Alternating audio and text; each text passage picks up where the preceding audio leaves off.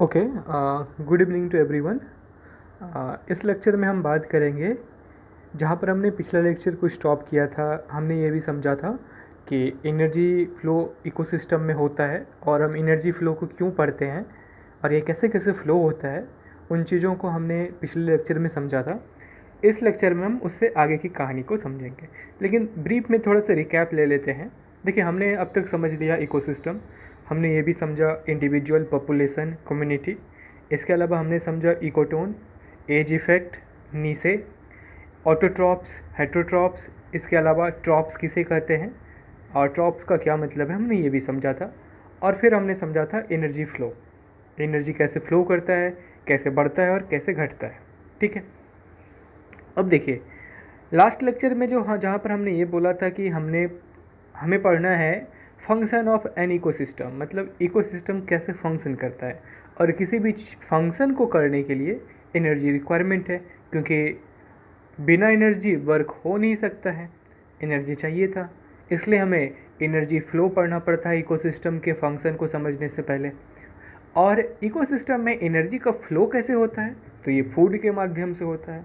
तो अब हमें फूड समझना होगा कि फूड कैसे प्रोपोगेट करता है इकोसिस्टम में। और अगर हम फूड कैसे प्रोपोगेट करता है इकोसिस्टम में ये पढ़ते हैं, डैट मीन्स हमको पढ़ना पड़ेगा फूड चेन। तो यहाँ पर ये बात समझना ज़रूरी है कि क्यों हम इस टॉपिक को पढ़ रहे हैं, इसका क्या सिग्निफिकेंस है। ओके, तो देखिए अब यहाँ से हम स्टार्ट करते हैं अपना फूड चेन। और ये बात अब तक क्लियर हो चुका है कि हमें फूड चेन क्यों पढ़ना है। हम रटेंगे कुछ नहीं, हम डेराइव करेंगे कि क्यों हमें पढ़ना है फूड चेन। ओके, और कहाँ से हमारा टॉपिक स्टार्ट होगा, कहाँ को ख़त्म होगा, ये कुछ भी रटना नहीं है, बस डेराइव करते जाना है। ओके, तो फूड चेन के बात है।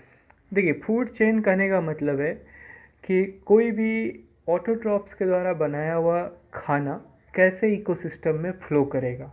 अब ये खाना फल के रूप में हो सकता है, फूल के रूप में हो सकता है, जड़ के रूप में हो सकता है, तना के रूप में हो सकता है, पत्ती के रूप में हो सकता है, ये किसी भी रूप में हो सकता है। मतलब एक पूरा का पूरा जो पेड़ है वो खुद में एक खाना है। फल हमारे लिए खाना है, किसी और के लिए भी खाना है, जैसे पक्षी के लिए। पत्ती भी किसी और के लिए खाना है, जबकि हमारे लिए नहीं है। तो वो पेड़ पौधा एक तंत्र है जो फूड प्रोवाइड करता है हेटरोट्रॉप्स को। तो यहीं से साइकिल शुरू हो जाता है फूड चेन का। अब फूड चेन को हम दो पार्ट में डिवाइड करते हैं। एक होता है हमारा ग्रेजिंग फूड चेन और दूसरा होता है हमारा डेट्रिटस फूड चेन। लेकिन हम ग्रेजिंग फूड चेन और डेट्रिटस फूड चेन में जाने से पहले कुछ बातों को और समझते हैं। फूड चेन कहने का मतलब है एक सिंपल सा चेन। चेन मतलब एक ब्लॉक के बाद दूसरा ब्लॉक, दूसरा ब्लॉक के बाद तीसरा, तीसरा के बाद चौथा, इस तरह एक सिंपल सा चेन। ओके, बट अगर ये चेन ज़्यादा कॉम्प्लेक्स हो तब, मतलब एक ही पॉइंट से अलग अलग ब्लॉक निकले हों, एक पॉइंट से A block, B block, C block निकल रहा है, फिर ए ब्लॉक से अलग से X block, Y block, Z block निकल रहा है, अगर ये इस तरह से कॉम्प्लेक्स हो तब। तो देखिए, अगर फूड चेन सिंपल है, मतलब सिर्फ एक ब्लॉक है, एक मतलब एक फूड को दूसरे हेटरोट्रॉप्स के द्वारा खाया जा रहा है और दूसरे हेटरोट्रॉप्स को तीसरे हेटरोट्रॉप्स के द्वारा खाया जा रहा है, तीसरे हेटरोट्रॉप्स को चौथे हेटरोट्रॉप्स के द्वारा खाया जा रहा है, और मतलब चौथे हेटरोट्रॉप्स का जो खाना है वो तीसरा हेटरोट्रॉप्स ही है। अगर तीसरा हेटरोट्रॉप्स ख़त्म हो जाए, मर जाए, या किसी भी कंडीशन में इकोसिस्टम से एलिमिनेट हो जाए, तो हमारा जो चौथा हेटरोट्रॉप्स है वो मर जाएगा, क्योंकि उसे खाना ही नहीं मिलेगा और उसका सिर्फ और सिर्फ एक ही सोर्स था खाने का। तो यहाँ पर सर्वाइवल रेट जो है वो काफ़ी कम है। लेकिन अब सपोज़ कीजिए फूड वेव का। फूड वेव करने का मतलब है कि ऑटोट्रॉप से हेटरोट्रॉप्स में खाना गया, इस हेटरोट्रॉप्स को दूसरे हेटरोट्रॉप्स के द्वारा खाया जा रहा है, दूसरे हेटरोट्रॉप्स को तीसरे हेटरोट्रॉप्स के द्वारा खाया जा रहा है। लेकिन तीसरा हेटरोट्रॉप्स दूसरे हेटरोट्रॉप्स पर ही केवल डिपेंडेंट नहीं है, वो किसी और हेटरोट्रॉप्स को भी खा रहा है। और इसके अलावा चौथा हेटरोट्रॉप्स है, तो चौथा हेटरोट्रॉप्स भी केवल तीसरे पे डिपेंडेंट नहीं है, इसके अलावा पैरेलली वो किसी और चीज़ को भी खा सकता है। सपोज कीजिए ह्यूमन। ह्यूमन क्या है, पेड़ पौधे से फल भी खा सकता है, इसके अलावा वो कार्निवोरस भी है, मतलब हम लोग ओमनीवोरस है, हम लोग मांस पर भी जीवन यापन कर सकते हैं। तो यहाँ पर ये है कि अगर मांस एलिमिनेट भी हो जाए, मतलब अगर फ्लेशी फूड एलिमिनेट भी हो जाए इकोसिस्टम से, ह्यूमन इकोसिस्टम से, तो भी ह्यूमन पेड़ पौधे से जो खाना मिल रहा है उस पर वो सरवाइव कर पाएगा।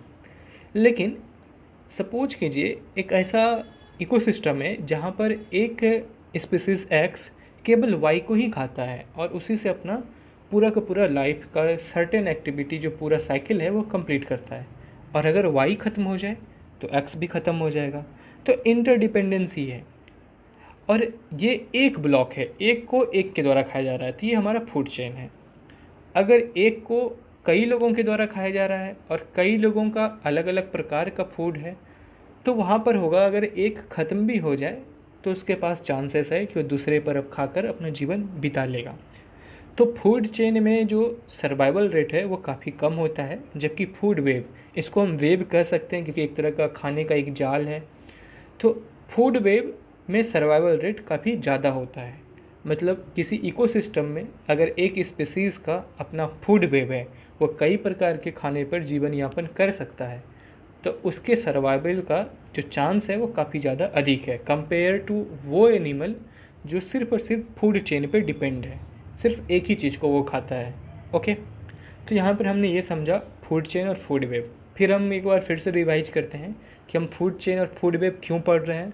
क्योंकि हमें पढ़ना है एनर्जी का फ्लो, और एनर्जी का फ्लो क्यों पढ़ना है, क्योंकि एनर्जी फंक्शन के लिए आवश्यक है, इकोसिस्टम के फंक्शन के लिए एनर्जी आवश्यक है, और एनर्जी इकोसिस्टम में जाता है फूड के थ्रू, तो हमें फूड पढ़ना पड़ेगा। ओके, तो हमने फूड पढ़ लिया कि एक फूड चेन होता है, एक फूड वेब होता है, और फूड वेब जो है वो ज़्यादा चांसेस प्रोवाइड कराता है सर्वाइवल के लिए। अब यहाँ तक ये बात तो क्लियर है।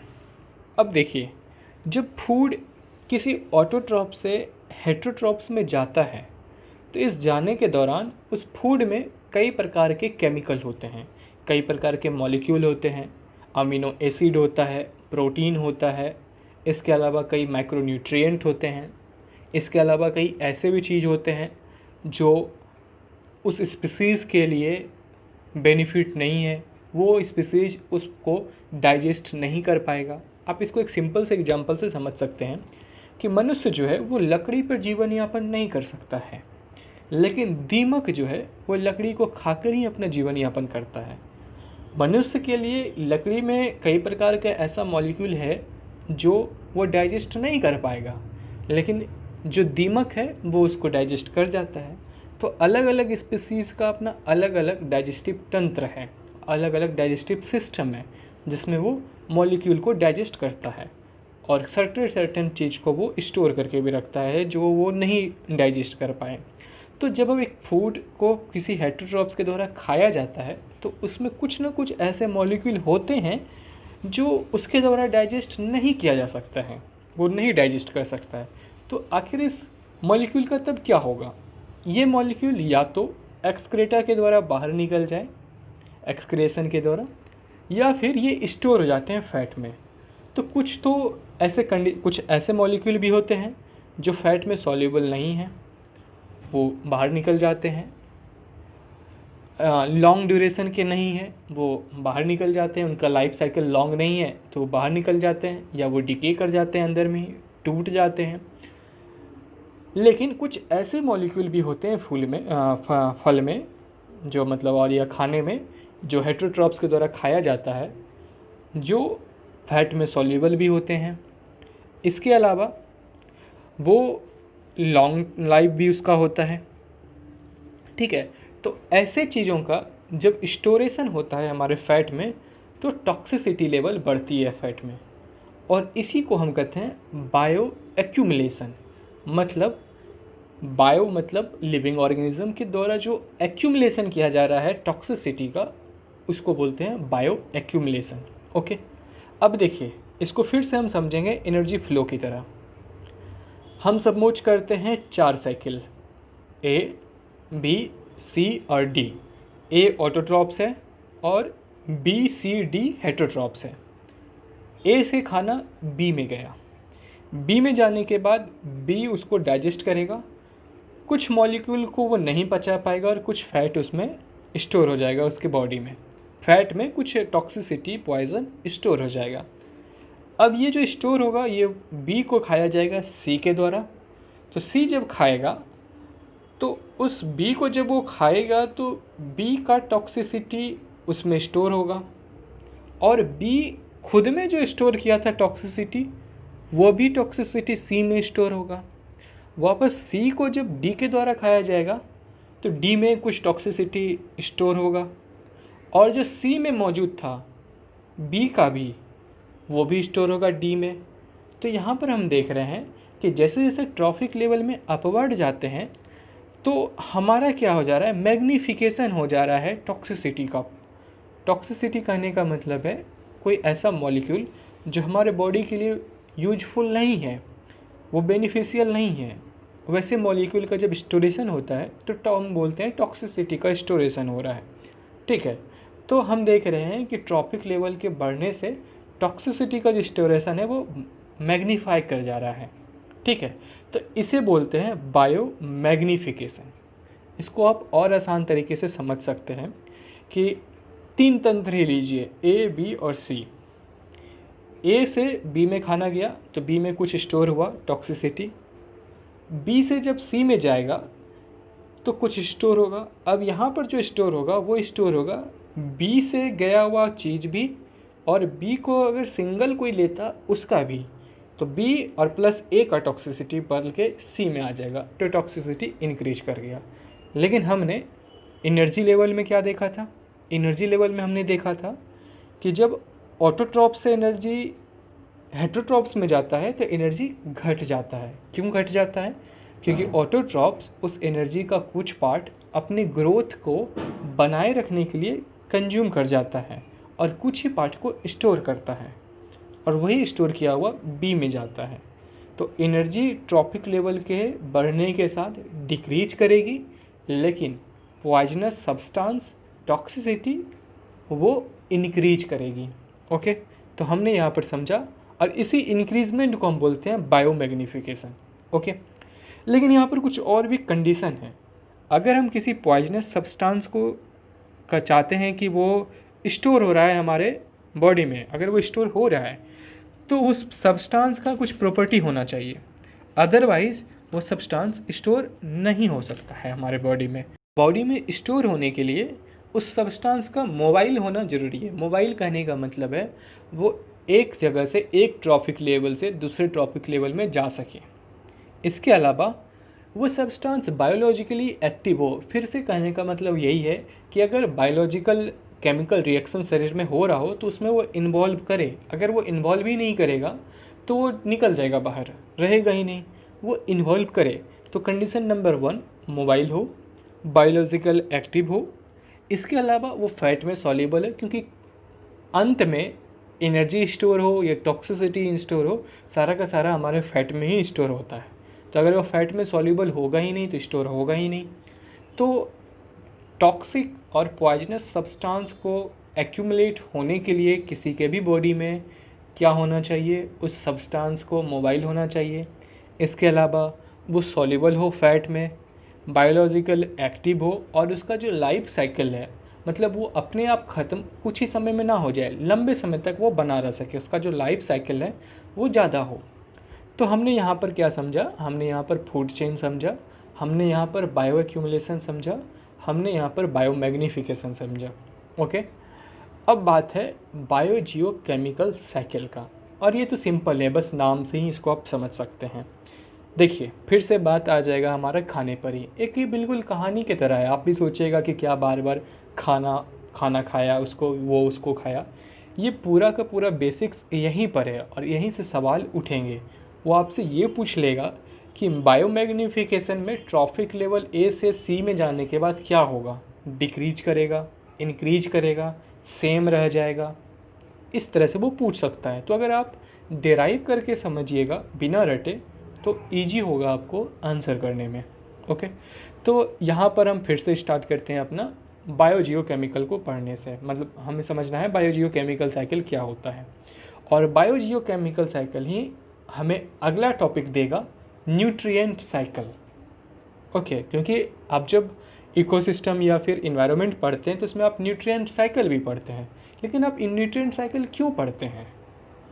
तो इसके पीछे का रीज़न यहाँ पर है, क्योंकि हमें पढ़ना है एनर्जी फ्लो। एनर्जी फ्लो क्यों? क्योंकि फंक्शन हमें पढ़ना है, और एनर्जी फ्लो पढ़ने के लिए फूड फ्लो पढ़ना होगा। फूड फ्लो में हमें बायो एक्यूमुलेशन, बायो मैग्नीफिकेशन देखने को मिलता है। और बायो एक्यूमुलेशन होता कहाँ से है? तो बायोजियोकेमिकल साइकिल उसमें रोल अदा करता है। क्योंकि अंत में क्या है कि अगर कोई भी स्पीसीज़ है तो वो अंत में जो फूड है वो धरती से ही लेता है। ऑटोट्रॉप्स भी धरती से ही सारे सब्सटेंस को एक जगह कलेक्ट करता है, उसके बाद खाना बना देता है, ट्रांसफॉर्म कर देता है सूर्य से एनर्जी लेकर। हम भी क्या करते हैं, बहुत सारे सब्सटेंस को जो खाते हैं उनमें कई सारे सब्सटेंस धरती से ही आते हैं। जैसे अगर हम देखते हैं कि एक सेब है और सेब में हमें बहुत सारे न्यूट्रिएंट, मैग्नीशियम, आयरन, ये सारा चीज़ मिल रहा है, तो ये आ कहाँ से रहा है? तो ये धरती से पेड़ पौधे में गया, पेड़ पौधे से फिर उस फल में गया। तो ये क्या हुआ? एक साइकिल। और फिर ये फल जो है हम लोग खाएंगे, फिर अगर हमारा डिके हो जाएगा तो फिर वो चले जाएगा ज़मीन में, फिर से धरती में चले जाएगा। तो यहाँ पर एक साइकिल है। तो मतलब ये है कि जब हम बायोलॉजी मतलब बायो, जब bio that means living organism, geo मतलब ज्योग्राफी, जब दोनों के बीच में केमिकल रिएक्शन हो तो एक साइकिल क्रिएट होता है, उसी को बोलते हैं बायो जियो केमिकल साइकिल। मतलब कि हमारे धरती में, हमारे ज़मीन में, हमारे टेरेस्ट्रियल या एक्वेटिक किसी भी तरह के इकोसिस्टम में जो न्यूट्रिएंट मौजूद है, उस न्यूट्रिएंट जो स्टैटिक न्यूट्रिएंट है वो रिएक्शन के द्वारा कैसे लिविंग ऑर्गेनिज्म में ट्रांसफ़र किया, इसी को बोलते हैं बायोजियोकेमिकल रिएक्शन। और ये साइकिल कैसे कंप्लीट हो जाएगा, कैसे एक स्थान से दूसरे स्थान में जाएगा, वही हो जाएगा हमारा बायोजियोकेमिकल साइकिल। और यही बायोजियोकेमिकल साइकिल के अंदर हम देखेंगे न्यूट्रिएंट साइकिल, क्योंकि बायोजियोकेमिकल साइकिल कहने का मतलब है न्यूट्रिएंट और मिनरल का साइकिल। तो हमें आगे पढ़ना पड़ेगा न्यूट्रिएंट साइकिल। ओके, तो हम न्यूट्रिएंट साइकिल नेक्स्ट लेक्चर में पढ़ेंगे। मैं लेक्चर को बहुत छोटा छोटा रख रहा हूँ ताकि आपके ऊपर बर्डन ना हो कि लंबा 1 घंटा वीडियो देखना है। आप 10-10 मिनट ही अगर डेली देखिएगा तो मुश्किल से 30 दिन में सारा का सारा स्टैटिक और करंट अफेयर्स सारा कंप्लीट हो जाएगा। आप आराम से 30 दिन तक वीडियो देखिए, उसके बाद फिर आप रियलाइज़ कीजिएगा कि आपके पास क्या नॉलेज है और क्या आप डेराइव कर सकते हैं और उस आंसर, किसी क्वेश्चन का आंसर दे सकते हैं या नहीं। आपको रटना कुछ भी नहीं है। ओके, चलिए मिलते हैं नेक्स्ट वीडियो में।